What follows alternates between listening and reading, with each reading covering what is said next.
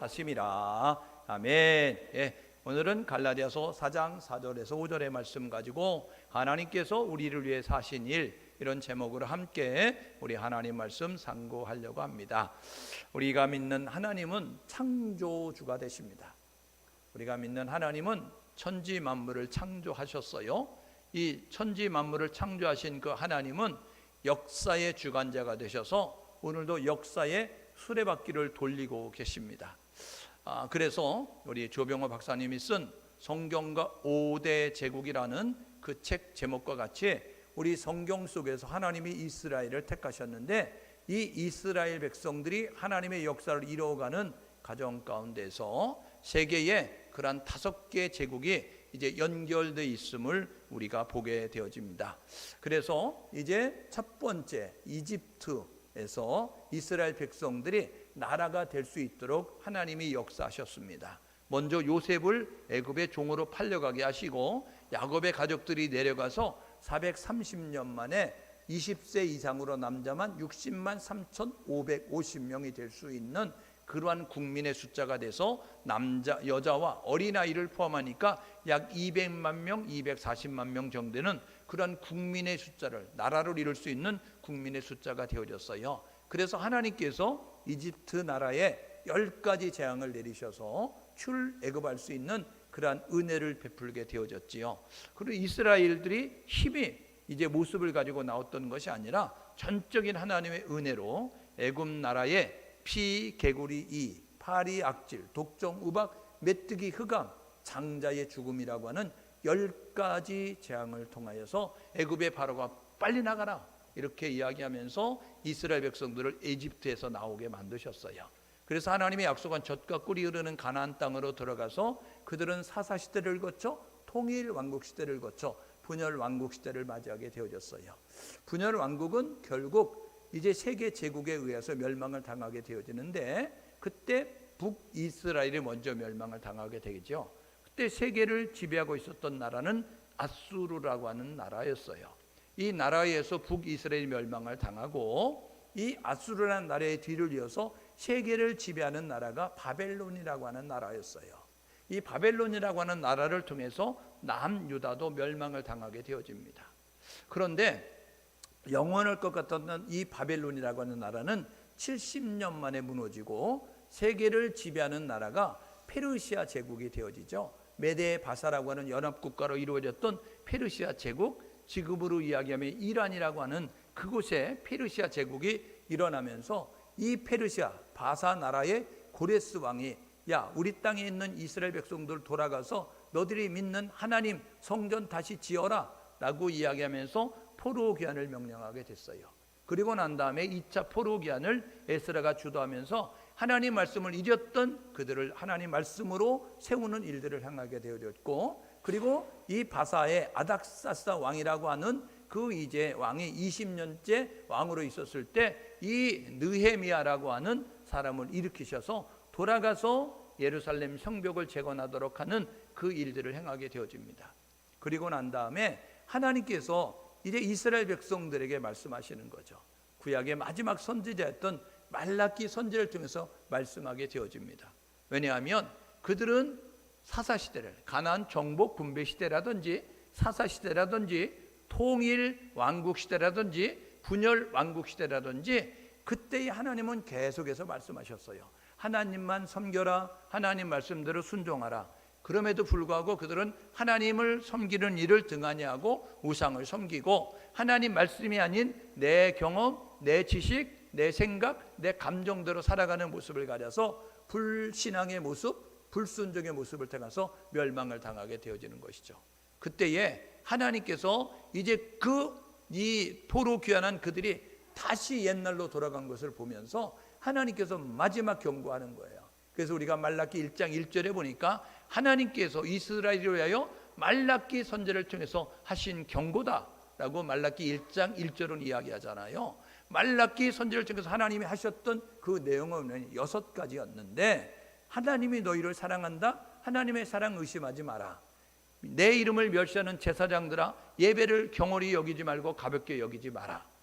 그 다음에 뭐라고 이야기하냐면 이스라엘 백성들아, 너희들 하나님을 경외하는 모습 가지고 하나님 말씀대로 순종하며 살아라. 11조 도둑질하지 말고 너희들 이제 하나님 앞에 바른 모습으로 세워져서 하나님을 섬기며 살아라.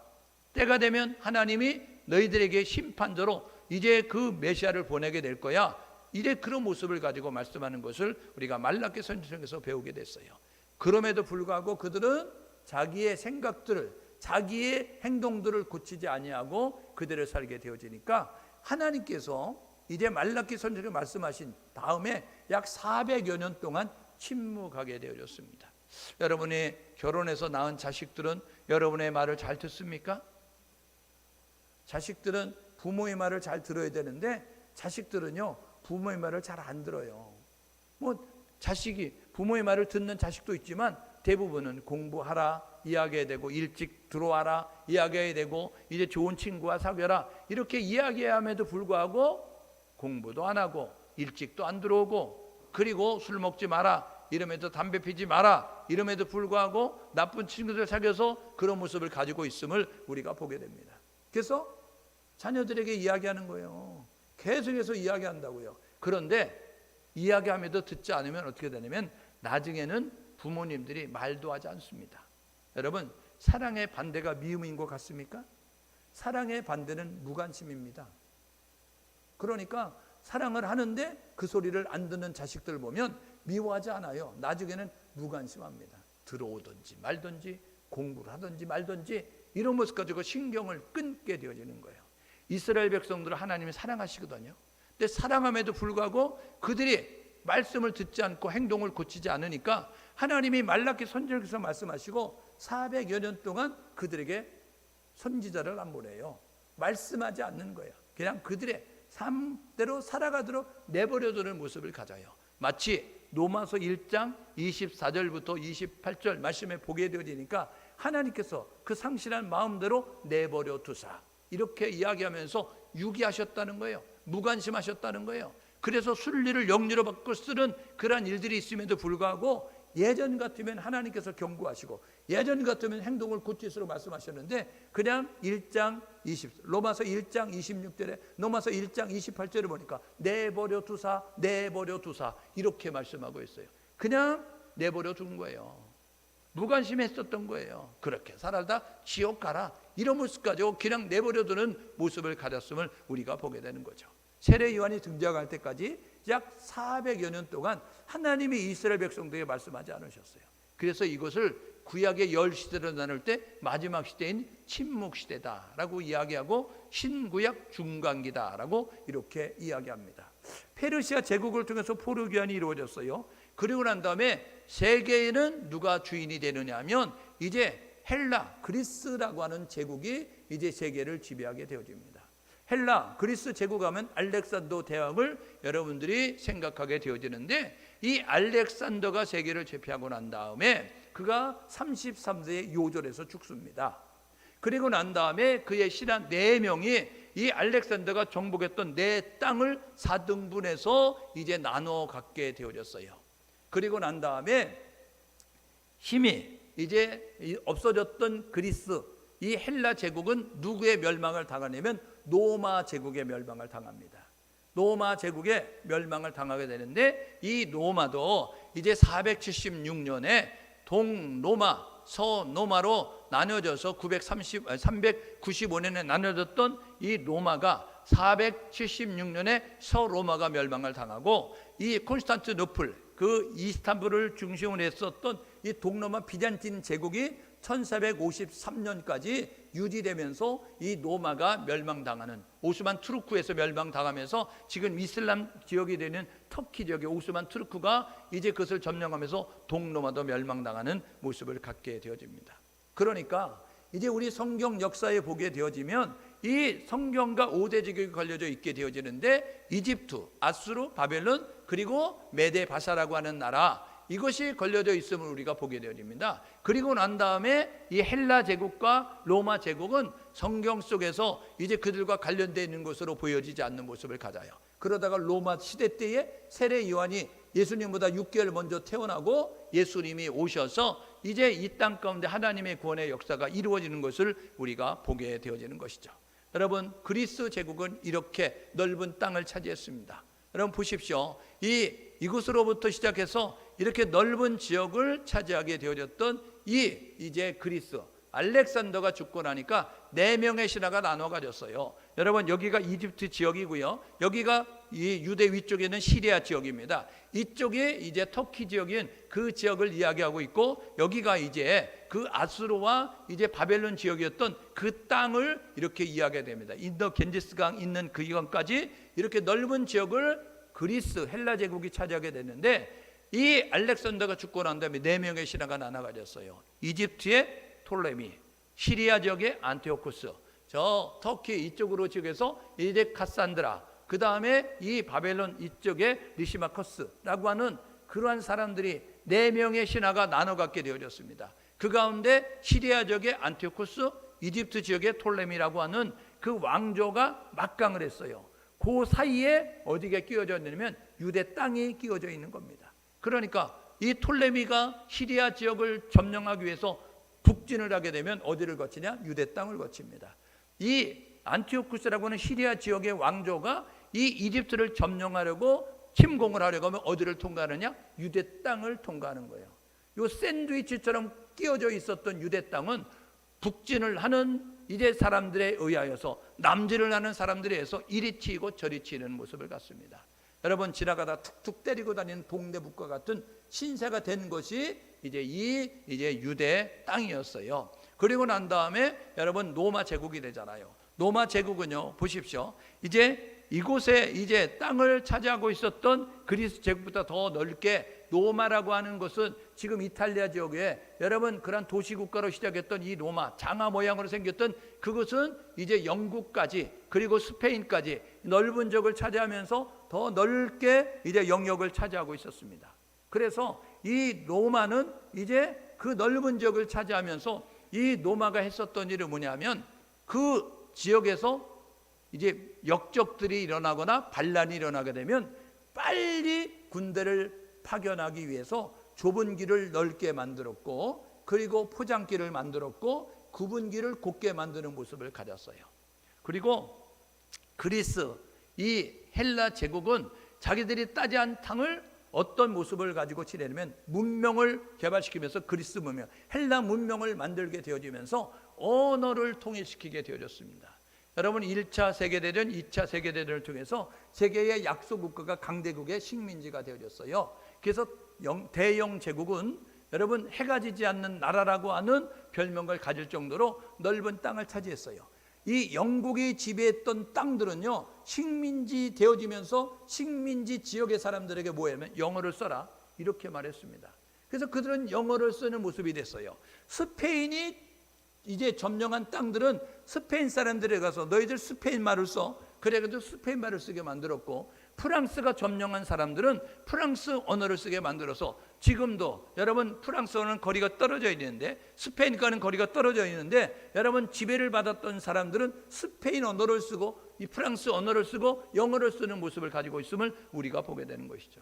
여러분 그런 것처럼 이 그리스는 이 넓은 지역을 차지한 다음에 이 지역의 모든 사람들 공용어는 헬라어야, 이렇게 이야기한 거예요. 너희들의 고유 언어가 있지만 그건 너희들끼리 써. 그런데 정부에 상소문을 올리거나 그리고 정부에 공문을 발송할 때는 헬라어로 쓰는 거야, 이런 모습 가지고 해서 이 언어를, 이 넓은 지역에 이 사람들을 헬라어를 쓰게 만들었다는 거예요.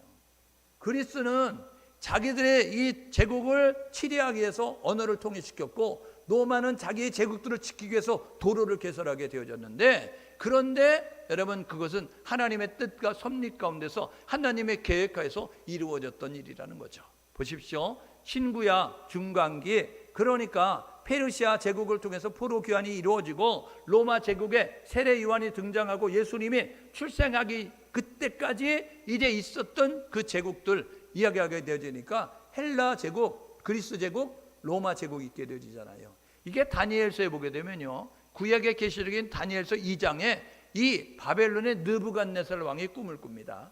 머리는 금이요, 그리고 이 가슴과 두 팔은 이제 은이요, 그 다음에 배와 넓적다리는 노시요, 그 다음에 종아리와 그 발가락들은 진흙과 쇠로 이제 이루어진 모습을 갖는 꿈을 꾸잖아요.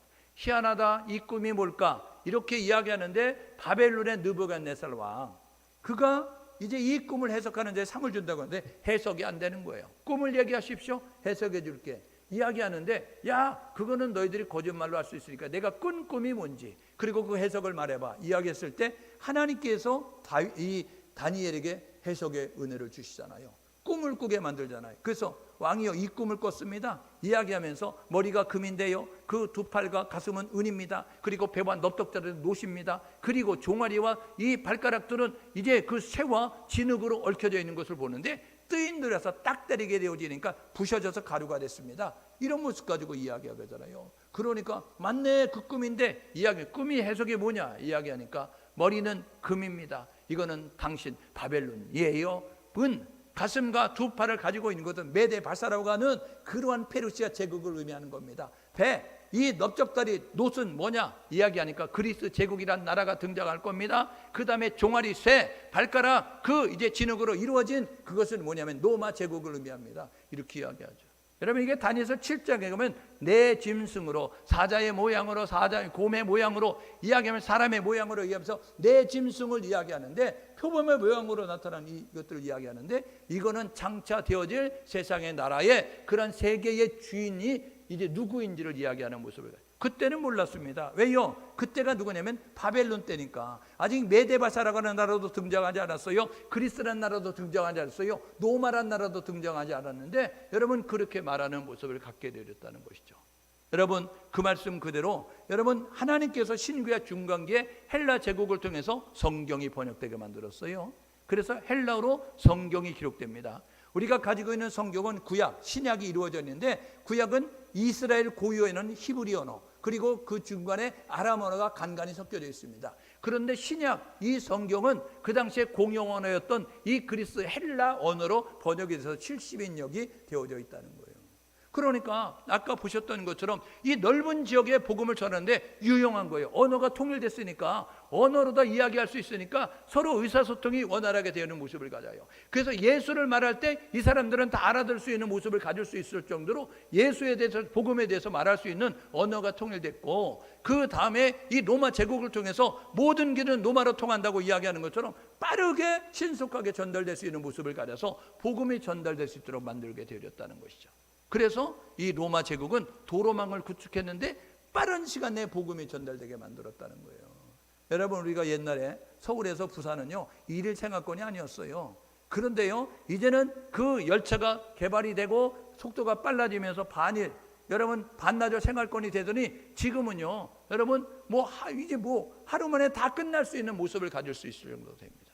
여러분, 산을 좋아하시는 분들은요, 서울에서 김포공항에서 첫 비행기 타고 내려와 가지고 한라산 등반하고 마지막 비행기로 여러분 자기들의 삶의 터전으로 돌아가는, 그렇게 여러분 하는 모습을 갖습니다.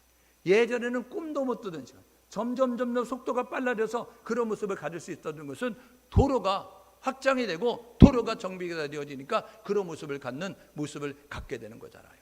여러분, 이 유다의 하스몬 왕조는 이제 그 주변 나라의 억압을 받으면서 야, 우리를 구원한 메시아를 우리가 갈망하자. 구약 성경을 통해서 우리에게 메시아 주신다고 했는데 메시아가 언제 나타나는 거야? 그래서 구원자인 메시아 사상은, 그 갈망하는 그런 모습들이 고조가 되는, 분위기가 고조되는 모습을 갖게 됐어요. 하나님이 이렇게 이제 진행하셨다는 거예요. 이스라엘 백성들을 통해서 세계를 구원하려고 하는 그런 계획을 하는데 그들이 하나님 말씀을 안 듣게 되어지니까, 그러면 내가 한다, 이런 모습 가지고 하나님이 역사하기 시작했습니다. 여러분, 하나님이 하신 일은 뭐냐면 때가 참해, 이렇게 이야기하잖아요.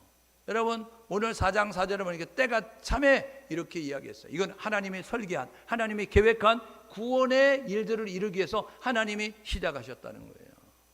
여러분, 우리는요 시간은 두 종류로 나눈다 그랬잖아요. 그러니까 우리가 어제를 보냈어요, 오늘을 맞이했어요, 내일을 맞이할 거라고요.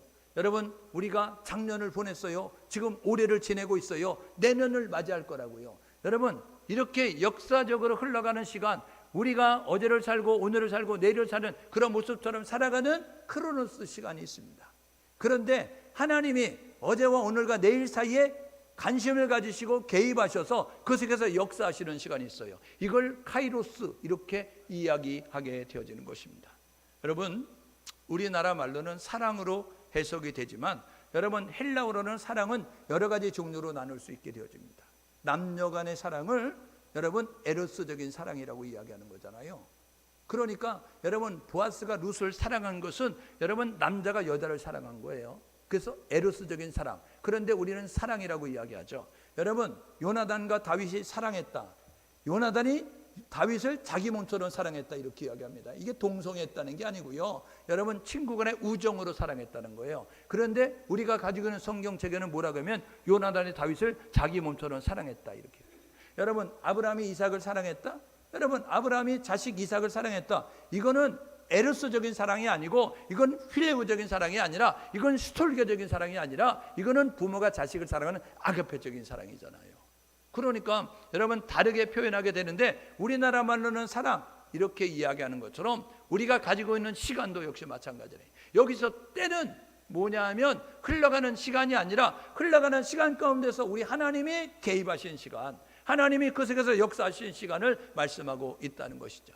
복음을 잘 전달하기 위해서 예수 그리스도를 증거하기 위해서 언어를 통일시키시고 그리고 빠르게 전달될 수 있도록 도로를 개설하시고 그리고 구원자에 대한 갈망의 그 사상들이 그 마음들이 고조되게 만들어서 하나님이 그때에 개입하시고 그때에 일하시기 시작하셨다는 거예요.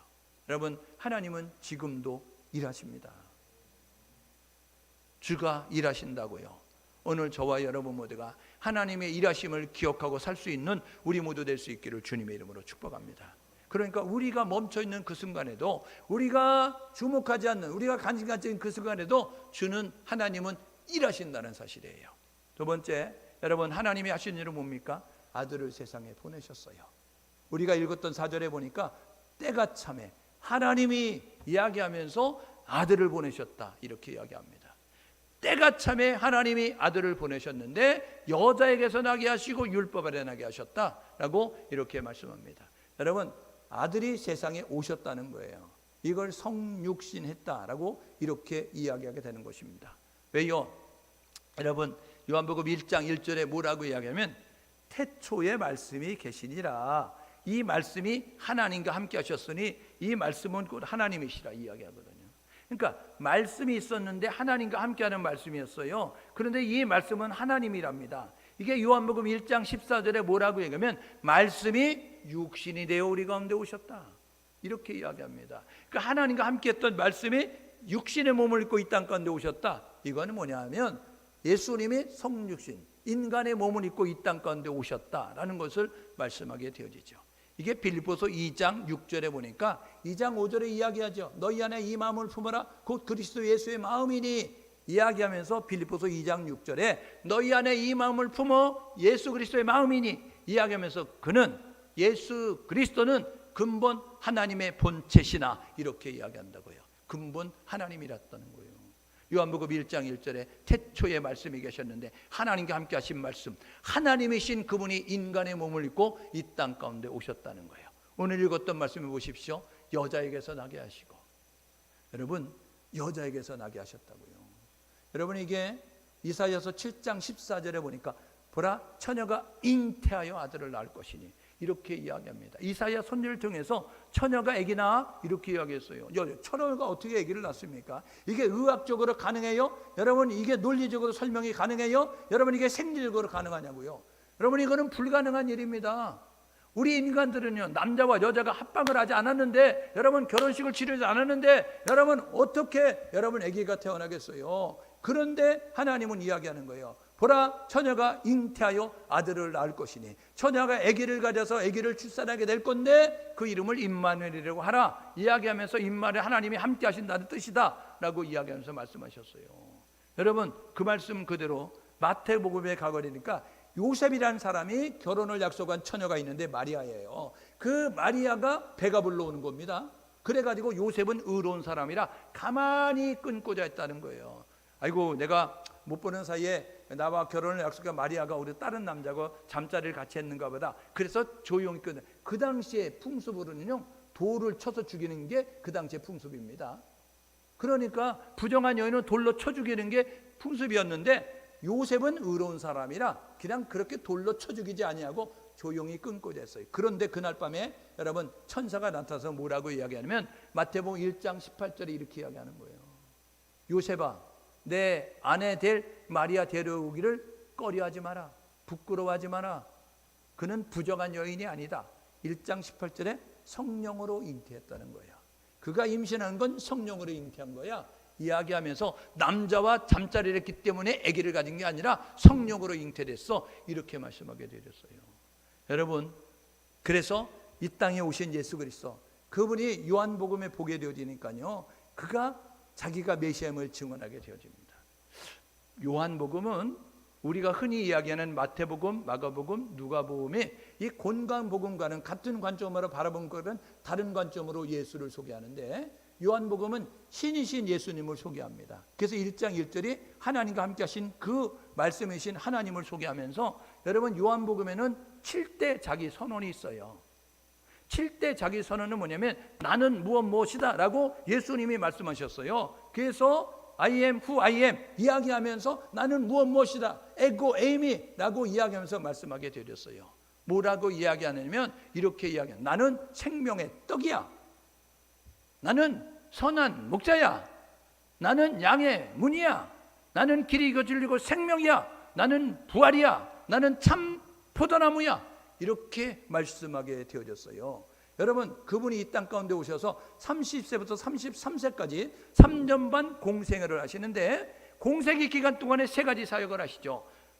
전국 복음을 전파하시고 진리를 가르치시고 병든 자를 고치고 악한 영에 사로잡혀서 고치는 치유 사역을 감당하게 되어집니다. 예수님이 치유 사역을 통해서 기적을 행하시는데, 여러분 사마리아 성에 수가성이라는 곳에 갔어요. 사마리아 동네에 수가성에 갔는데 거기에 여러분 삶이 복잡한 여인이 있습니다. 수가성 여인을 만났습니다. 그 여인은요, 남편에게 이제 집이 가난하니까 아버지가 야 너 거기 시집가라. 그 시집가서 가게 될 때에 그 남편이 이제 결혼 지참금으로 이 장인에게 돈을 줬어요. 돈을 받고 시집을 갔는데 그 남편에게 버림을 받았습니다. 그래서 소방 맞아서 왔는데 친정에 살 수 없으니까 또다시 너 저기 시집가라. 시집 가게 됐어요. 그 남편에게도 버림을 받았습니다. 5번 버림을 받았어요. 그래서 그의 삶은 피폐해지고 그는 힘들고 어려운 가운데 있습니다. 사람들 만나는 대인 기피증이 걸려가지고 사람들이 있는 것을 가지 못하는 거예요. 낮 12시에 사람들 활동하지 않는 곳에 물길로 왔다가 예수를 만났어요. 그래가지고 그가 뭐라고 이야기하냐면 동네에 뛰어가서 물동이를 버려두고 뛰어들어가서 뭐라고 하면 내가 예수를 만났다. 그는 그리스도다 라고 이렇게 고백하게 됩니다. 여러분, 눈먼 맹인이었던 사람이 여러분 예수를 만나 눈을 뜨게 되었습니다. 그때의 유대 관원들이 뭐라고 하면 너 눈을 누가 뜨게 만들었니? 이야기하니까 저는 모르겠어요. 그런데 분명한 것은 예수라는 사람이 눈을 뜨게 만들었습니다. 이렇게 이야기하거든요. 여러분, 그런데 그의 언어가 예수에 대한 고백이 바뀌어집니다. 여러분, 사마리아 수가성 여인이 처음에 만날 때 유대인 남자로서 라비오 이야기하다 그리스도로 바뀌어졌던 것처럼 맹인도 역시 마찬가지예요. 누구인지 몰라요. 이야기하다가 라비오 이야기하더니 그는 그리스도십니다 라고 고백하게 됐어요. 여러분, 예수가 구원자라는 거예요. 예수가 문제의 해답자라는 거예요. 여러분, 예수가 메시아라는 거예요. 그리스도라고 이렇게 고백하는 모습이 예수님이 행하는 표적을 통해서 이루어지게 됐습니다. 예수님이 말씀을 통해서 메시아임을 증언하게 되었어요. 여러분, 하나님께서 때가 되매 하나님의 계획한 구원의 계획을 이루시고자 여자의 몸에서 성령으로 잉태돼서 나게 하셨는데 율법 아래에 있는 모습으로 태어나게 만드셨어요. 왜요? 3절에 보십시오. 오늘 세 번째 하나님이 하시는 일은 뭐냐면 율법 아래 나게 하시는 것은 율법 아래 있는 자들을 속량하시고 이렇게 이야기합니다. 율법의 기능은 뭐냐면 죄가 무엇인지를 깨닫게 하는 겁니다. 율법의 기능은 뭐냐면 내가 죄인임을 깨닫게 한다고요. 율법을 읽기 전에는, 율법을 알기 전에는 죄가 죄인 줄 몰랐다고요. 근데 율법을 접하면서 거울 앞에 서면 자신을 보듯이 하나님 말씀 앞에 서면 우리가 죄인임이 깨달아지는 겁니다. 그래서 율법의 기능은 죄를 깨닫게 하는 거예요. 하나님께서 이스라엘 백성들에게 10가지 여러분 계명을 주셨습니다. 이걸 십계명이라고 이야기합니다. 여러분 10계명 가운데 하나님은 613가지 계명을 주셨어요. 여러분 10계명 가운데 2계명만 무엇 하라 긍정 명령이고 무엇 하지 마라 8개는 부정의 명령입니다. 613가지 율법 가운데서 365개는 무엇 하지 마라 부정 명령이고 248개는 무엇 하라 긍정의 명령이라고요. 여러분 10계명 가운데서 1계명에서 4계명 4가지 계명은 하나님에 대한 계명입니다. 5계명에서 10번째 계명까지 6개 계명은 인간들 사이에서 지켜야 될 계명이에요. 1계명이 뭡니까? 나 외에 다른 신을 내게 두지 마 말씀하잖아요. 2계명이 뭡니까? 너는 하늘에 있는 형상이나 땅에 있는 형상이나 땅 아래 물속에 있는 형상 아무 형상이든지 만들지 말고 거기 절하지 마 말씀하잖아요. 3번째 계명이 뭔지 아세요? 내 이름을 망령 때 일컫지 마 이렇게 말씀하잖아요. 4번째 계명이 뭡니까? 안식일을 기억하고 거룩하게 지켜라 라고 이야기하잖아요. 여러분 인간들의 계명 이야기합니다. 5계명이 뭡니까? 내 부모를 공경하라 이야기하는 거예요. 여러분 6번째 살인하지 마, 간음하지 마, 도둑질하지 마, 거짓 증거하지 마, 이웃의 것 탐내지 마. 마라 이렇게 이야기하게 되는데 내 부모를 공경하라. 우상 만들지 말고 절하지 말고 나 위에 다른 신 두지 마 이야기하던 그분은 안식일 기억하고 거룩하게 지켜 이렇게 말씀하게 되어졌어요. 여러분 말씀 앞에 서면 내가 누구인지를 깨닫게 되어지는 것이죠. 그래서 여러분 보십시오. 이 죄인이 율법의 기능은 죄를 깨닫게 하면서 모든 사람이 죄임을 깨닫게 되잖아요. 그런데 죄인임을 깨달았지만 죄를 해결할 방법이 우리에게는 능력이 없다는 겁니다. 그래서 우리는 탄식하는 거예요. 그래서 우리는 절망하는 것입니다. 그래서 우리에게는 소망이 없는 것입니다. 여러분 죄인인데 이 죄를 해결할 방법이 없는 거예요. 우리에게는 이 죄값을 지불할 능력이 없는 겁니다. 그래서 하나님이 죄값을 지불할 수 있도록 하신 일이 뭐냐면 예수 그리스도를 보내신 거예요. 히브리서 9장 22절에 피 흘림이 없으면 죄함이 없다고 하는 거 아닙니까? 여러분 피는 생명인데 누군가 생명을 드려야 그 생명의 값으로 인하여서 우리의 죄가 사해지는데 여러분 아담의 후손인 사람들은 그 죄값을 지불할 능력이 없어요. 자격이 없다고요. 왜요? 우리에게는 핏줄을 타고 흐르는 나쁜 타락한 부패성, 죄성 여러분 이것이 있기 때문에 이 피가 흘려져서는 죄를 사함받을 수 없어요. 그래서 하나님이 세상을 이처럼 사랑하사 독생자를 주셨다는 거예요. 왜요? 대속제물 되어져서 이제 그 죄값을 대신 지불하여서 속죄제물로 대속제물로 그래서 하나님과 원수했던 우리를 화목할 수 있도록 제물로 자신을 드림으로 그 보혈의 공로로 우리의 죄가 씻어지는 거예요. 그래서 요한일서 1장 7절에 예수 그리스도의 피가 우리와 세상의 모든 죄를 맑게 한다는 거 아닙니까? 여러분 우리에게는 죄인인데 죄를 해결할 능력이 없으니까 이 죄를 해결하기 위해서 예수님이 오셔서 십자가 고난, 십자가에 죽임 맞는 그 일을 감당하게 되었다는 거예요. 그분이 이렇게 말씀하는 거예요.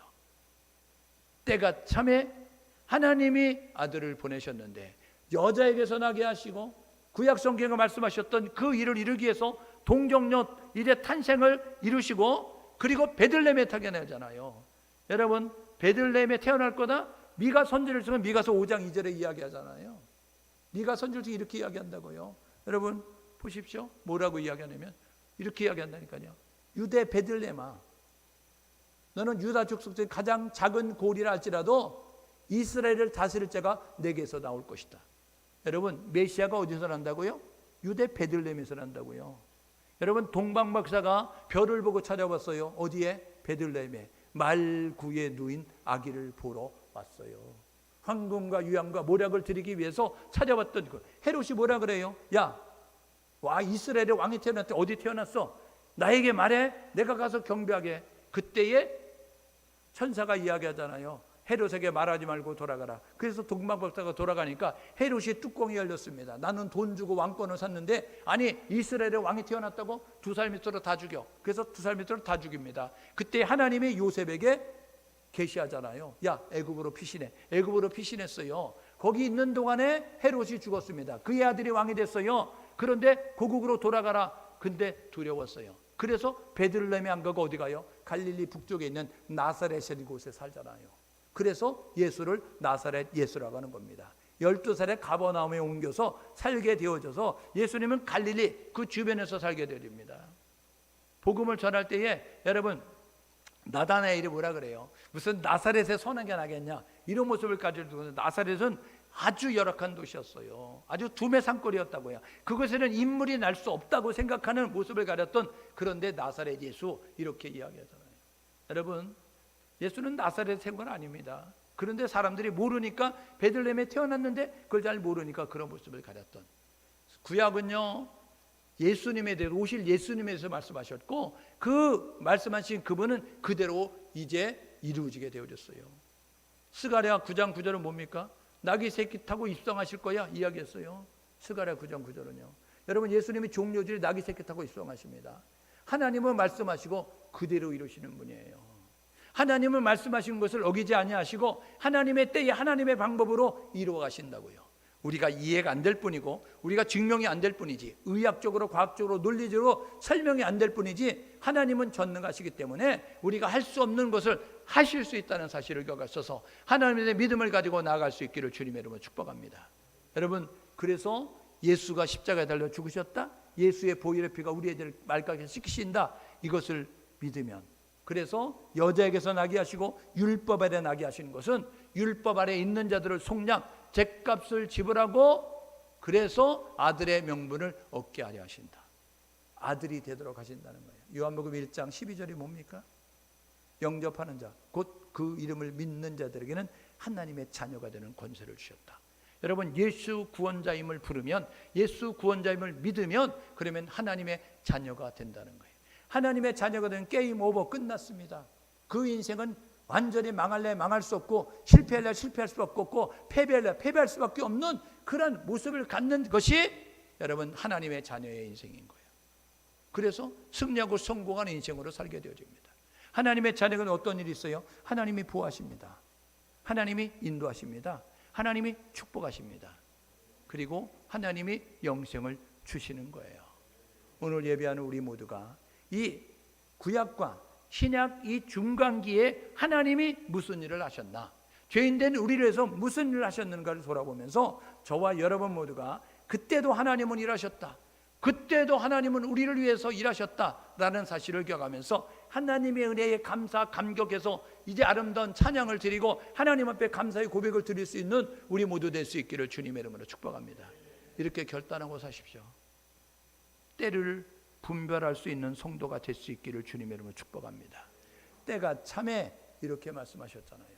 디모데후서 3장 1절에서 5절은요 말세 이런 때가 이르리니 라고 이야기합니다. 말세 이런 때가 이르리니 라고 이야기하면서 디모데후서 3장 1절에서 5절의 말씀에 돈을 사랑하고 자기를 사랑하고 쾌락을 사랑하고 조급하고 자극하고 무정하며 이런 모습 가지고 우리가 살고 있는 시대에 나타나는 현상들을 이야기하고 있습니다. 여러분 사단은요 오늘도 우리를 혼미케 만들어서 우리로 하여금 이 하나님의 때에 집중하지 않도록 하는 거예요. 그래서 다 졸며 자게 만들고 그리고 다른 것에 취하여서 마치 술을 취해서 비틀비틀 거리는 것 같이 세상 것에 육신의 것에 땅의 것에 취하여서 살게 만들고 있습니다.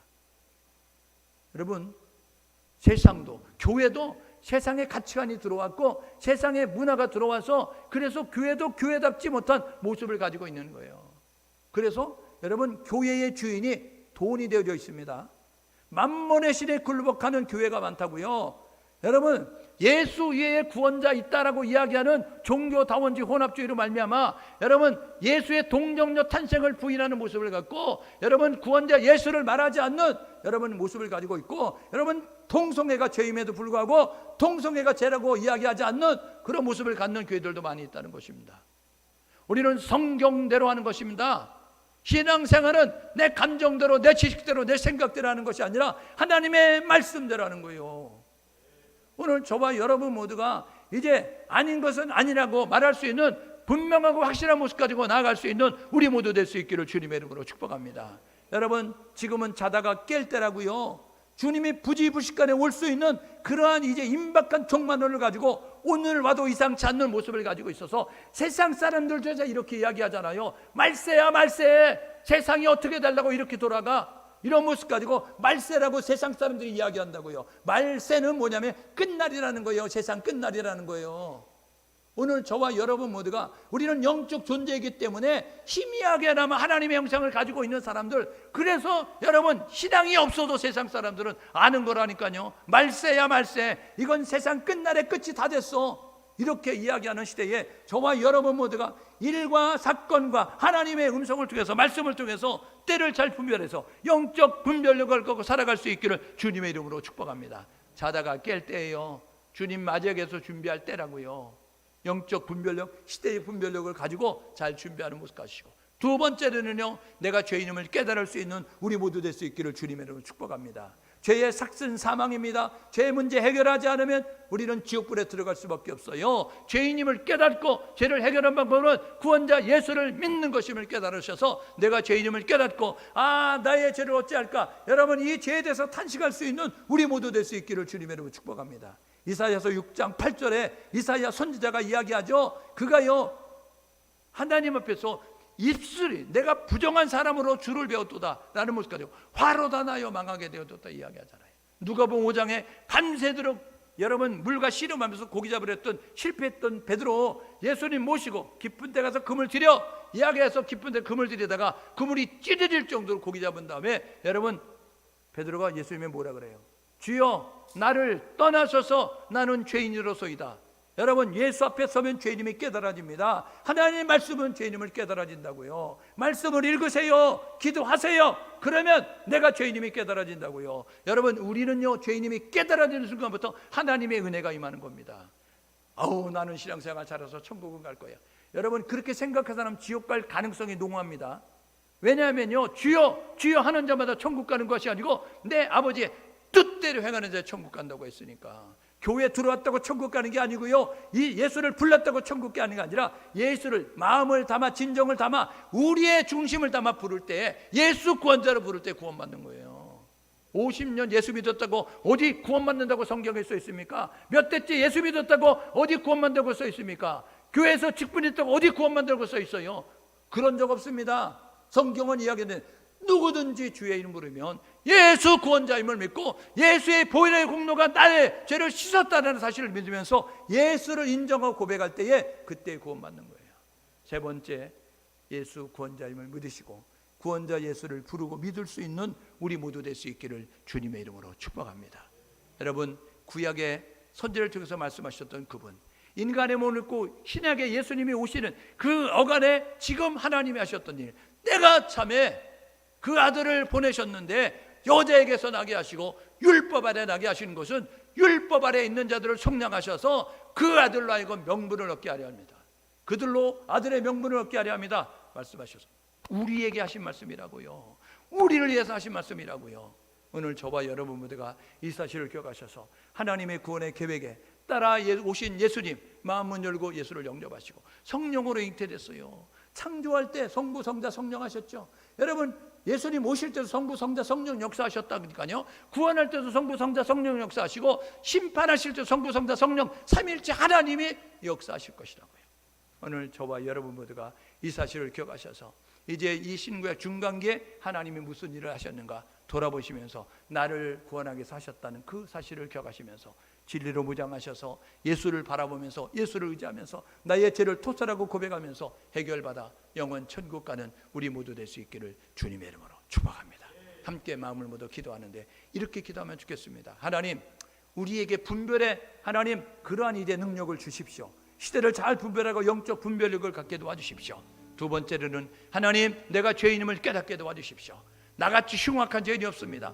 사도 바울이 예수를 만나고 난 다음에 나는 죄인 가운데 개수다라고 이야기했어요. 하나님 나는 지옥 가도 마땅한 그런 죄인인데 우리를 사랑해서 나를 사랑해서 독생자 예수를 보내셨으니 구원자 예수를 부르고 믿어서 구원받는 은혜가 임하게 도와주십시오. 우리 함께 마음을 모아서 기도하겠습니다. 하나님 아버지 은혜를 감사합니다. 오늘도 말씀을 통해서 우리 어떻게 살아야 되는가 가르쳐 주셨습니다. 보여주시고 들려주시고 가르쳐 주신 대로 살아가는 우리 모두 될 수 있도록 아버지여 도와주시고 인도하여 주옵소서.